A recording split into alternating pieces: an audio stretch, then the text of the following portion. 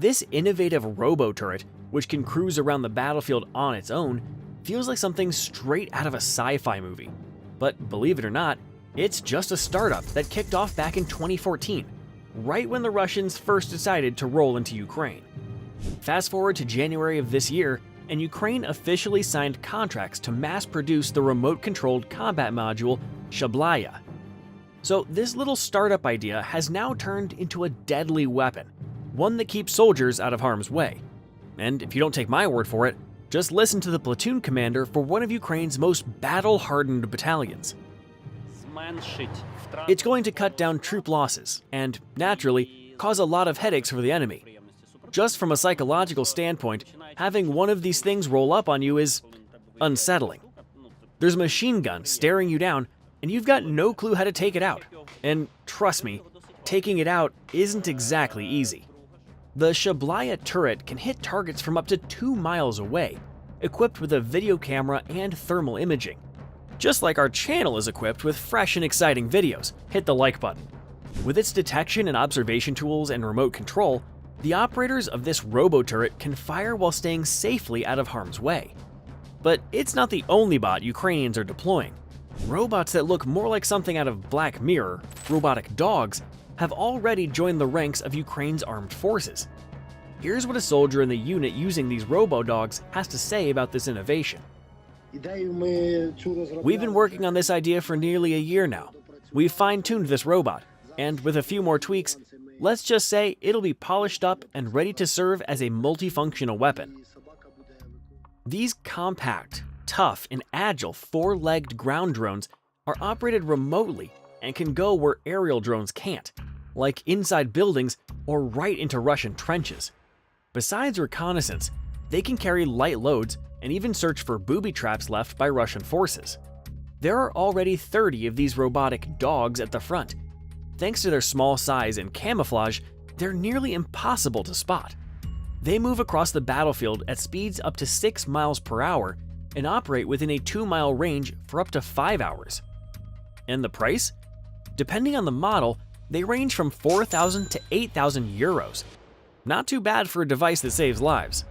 Another brilliant improvisation by Ukrainian forces is using training planes to shoot down Russian drones. The Ukrainian armed forces have successfully deployed 50-year-old Yak-52 trainer aircraft for this task. We're seeing videos of these piston-engined Yak-52s taking down Russian recon drones like the Orlan-10, Zala, Supercam, and others. The fun part? The Yak-52 isn't equipped to carry actual air-to-air weapons, so the job of shooting falls to the passenger in the instructor's seat, who, believe it or not, fires at the Russian drones with a shotgun.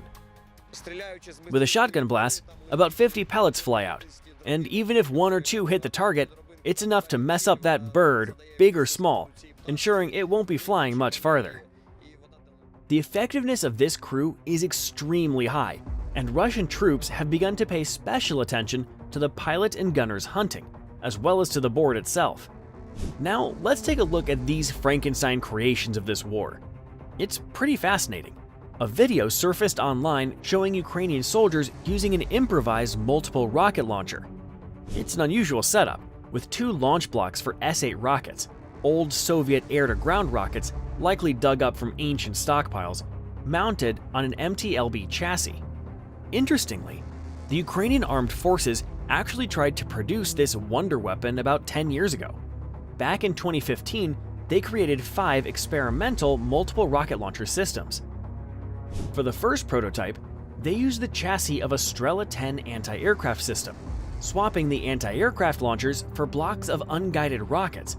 But the project was shelved because these improvised launchers, with a range of just 3 miles, weren't very effective in the positional warfare back then in eastern Ukraine.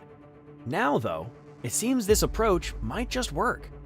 And believe it or not, air-to-ground rockets are far from the weirdest things you can stick on a lightly armored tractor. Some soldiers from a special ops unit decided to mount an artillery gun onto an armored tractor. This time, they slapped a captured MT-12 Rapira anti-tank gun onto a trophy MTLB. This improvised self-propelled artillery has at least one clear advantage: much better mobility for that artillery piece. But It's not exactly clear where they stashed the ammo or how they're protecting the crew. Besides the standard shield on the gun, there's really nothing else keeping the crew safe. But hey, this is just one experimental setup. Up next is another DIY project that's become quite the hit in the Ukrainian army. Improvised rocket systems on vehicle bases have become pretty common in this war. Take this one for example. Here we have an MLRS setup on a pickup, with extra stabilization. It's even rigged to fire 80mm unguided S-8 rockets, which we talked about earlier. And check this out. Ukrainian volunteers are repurposing scrapped or partially damaged 40-barrel BM-12 Grad launchers, turning them into mini-Grads mounted on pickup trucks. These makeshift MLRS units are already in use by some frontline units, and they've done quite well. Quick, accurate, and ready to roll on any terrain. Here's what the soldiers have to say about coming up with this DIY rocket system. You're always wanting something better. A lot of guys in the unit are full of ideas. They see something, they want to make it happen, to add something new. So we decided to build this machine to support the whole unit. And let's not forget another clever improvisation, or rather upgrade, the FPV drones, which have evolved into a makeshift air defense system. Given the high cost of anti-aircraft missiles, Ukrainian soldiers decided to use FPVs not only against Russian infantry and equipment, but also to take down airborne targets. And besides being cheap, these drones come with a few extra perks. They're smaller and lighter than any missile, meaning a single team can launch a lot more of them. Plus, since they're drones, there's the option to use them in swarms. An FPV anti-air drone is objectively the smallest, simplest, most mobile, and cheapest air defense weapon out there. Even better, these drones have passive guidance, which modern helicopters can't counter since their systems are designed to dodge traditional missiles, mainly infrared-guided ones. And we've got plenty of evidence showing these drones taking down Russian recon UAVs and even chasing after helicopters. There have only been a few direct hits so far, but Ukrainian soldiers and developers keep improving these weapons. What's next? Ukrainians decided to combine a missile and a drone.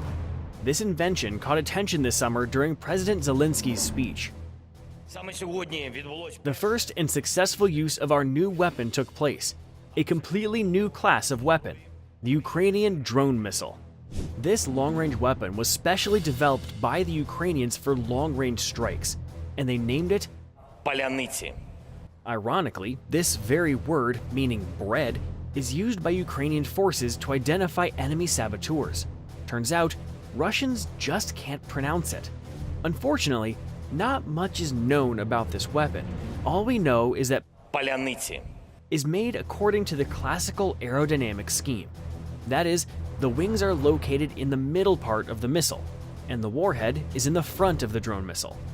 What's interesting is that the idea for this missile-drone hybrid came after yet another successful piece of military improvisation, which Ukrainians pulled off back in December 2022. Then, an unknown weapon hit the Russian strategic aviation base in Engels, 370 miles from the Ukrainian border. Later, it became known that Ukraine used an old Soviet reconnaissance drone, Tu-141 Strych, for the attack. These were large drones with jet engines capable of reaching near sonic speeds. And honestly, it's a miracle that this Soviet relic, manufactured back in the 70s, managed to survive at all. Well, survive might be a bit of a stretch. Ukrainians upgraded these aircraft by swapping out the old aerial photography equipment for a powerful warhead. Just like that, they turned a drone into a budget-friendly version of a cruise missile. This experiment with the Strych drones was a success, and it seems Ukrainians decided to double down on this approach to develop their own powerful and precise hybrid, a missile drone.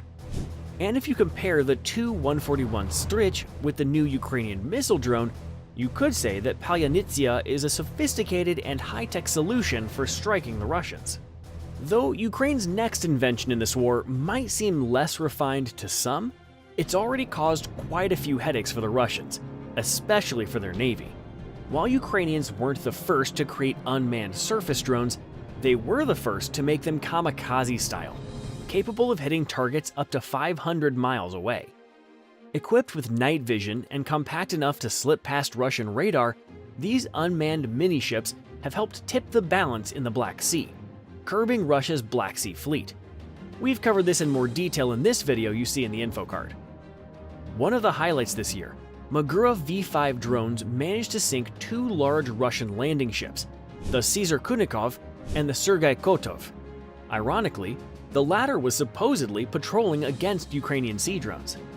Additionally, these drones took down the missile boat Ivanovets, which was armed with supersonic missiles that Russia could have used to target civilian grain ships in the Black Sea. So you could say the Magura V5 has negotiated its own grain corridor with Putin. But Ukrainians aren't only using these drones as kamikazes.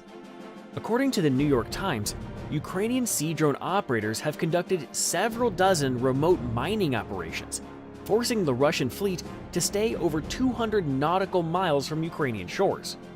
In other words, Ukraine has effectively paralyzed the enemy's fleet, not only sinking some ships, but also keeping others locked up at their bases, too scared to set sail. This success even led to the creation of a special sea drone brigade, the world's first unit of its kind, proving the scale of these unmanned operations. It seems that the Russian fleet may have to give up its dominance in the Black Sea, or perhaps even its existence altogether. How effective are the Russian defenses against these drones? Not effective. The equipment they have on their ships is designed to attack other ships. They can't hit such small drones. These are faster than anything else in the Black Sea. Which of these DIY weapons do you think is the most effective? Drop a comment below and make sure to subscribe to our channel.